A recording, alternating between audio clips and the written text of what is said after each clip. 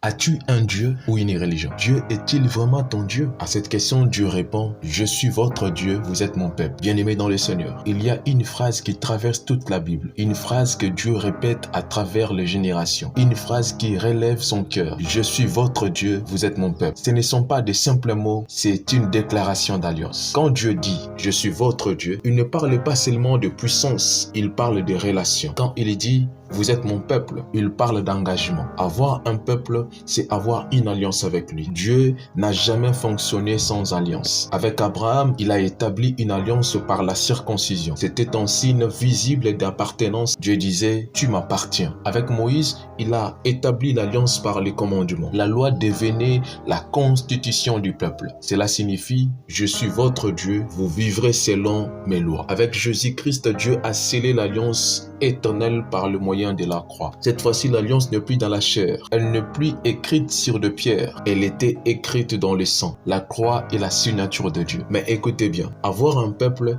c'est aussi avoir autorité sur lui. Quand Dieu dit, vous êtes mon peuple, cela signifie qu'il a la dernière parole. Il établit les règles, il corrige, il dirige. On ne peut pas appartenir à Dieu et vivre comme si on était indépendant. Dieu n'est pas seulement conseiller, il est Seigneur. Maintenant, parlons de l'autre côté. Avoir un Dieu, c'est obéir à ses lois et à ses commandements. Sans obéissance, il est impossible de dire il est mon Dieu. Mais comprenez ceci, l'obéissance ne signifie pas perfection. L'obéissance signifie engagement. C'est-à-dire, je décide de mettre en pratique sa parole. Tomber n'est pas le problème. Refuser volontairement d'obéir, voilà les problèmes. Si tu luttes, mais tu veux obéir, Dieu a le devoir d'intervenir et de t'aider. Mais celui qui choisit délibérément la désobéissance aura du mal à dire qu'il a un Dieu. Et enfin, avoir un Dieu, c'est mettre toute sa confiance à lui. La plus grande preuve que tu as un Dieu, ce n'est pas tes paroles, c'est ta confiance. Quand la situation est compliquée et que tu dis, mon Dieu est capable, alors là, tu prouves que tu as un Dieu. Mettre ta confiance à lui, c'est lui confier ta famille, tes projets, ton avenir, tes combats. Car si Dieu est vraiment ton Dieu,